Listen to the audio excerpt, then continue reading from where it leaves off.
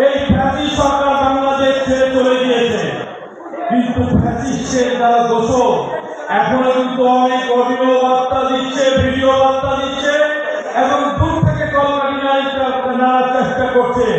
যদি শ্রমিক দায়ে সমস্ত দল রাখবে, বিএনপিও থাকবে, আমরা বলতে চাই পুরো কলকাঠি জ্বালিয়ে আর বাংলার মানুষকে বিভ্রান্ত করার ক্ষমতা পার নাই এবং কোনোদিন আর হবে না।